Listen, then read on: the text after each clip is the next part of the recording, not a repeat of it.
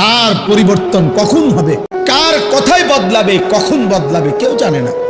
ফুজাইল ইবনে ইয়াজ রাহমাতুল্লাহ আলাইহি রাত্রি গভীরে উনি বড় ডাকাত সর্দার ছিলেন।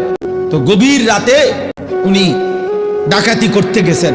রাশিয়া সামারকান্দের বড় ডাকাত, পৃথিবীর একজন বড় বিখ্যাত ডাকাত সর্দার ছিল তিনি। তো রাত্রিবেলা যখন গভীর রাতে এক বাড়িতে ডাকাতি করতে ঢুকছে আল্লাহর কুদরতে, দরজার সামনে গিয়ে যখন দাঁড়াইছে তখন শুনতেছিল বাড়িওয়ালা ওই সময় আল্লাহর কোরআন পড়তেছে।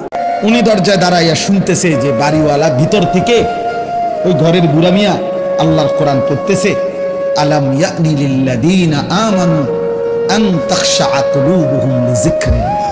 আল্লাহ বলছেন, আমার মুমিন বান্দা, আমি আল্লাহর শরণ, আমার বন্দিগি, আমার জিকির, আমার ইবাদতের জন্য তোমার মনটা নরম হওয়ার, অন্তরটা নরম হওয়ার সময় আজও কি হয়নি? আজও হয় নাই বান্দা? আর কোনদিন আমাকে সেজদা দিবা না? আর কোনদিন আমার নামাজ পড়বা না? তাহলে আর কোনদিন হালাল খাইবা না? আর কোনদিন নারী পর্দা করবা না তুমি?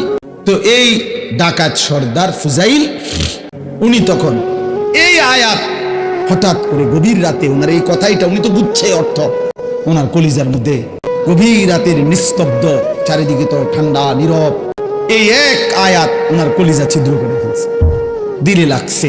উনি পিছন দিকে ফিরে এসে চলে আসছে আর চিৎকার করে দুই হাত তুলে বলছে, আয় রব, আয় মাওলা, সময় হলো, হয়েছে সময়, আমি আর এই নাফরমানির জিন্দেগি করব না, দিলাম ছাইরা।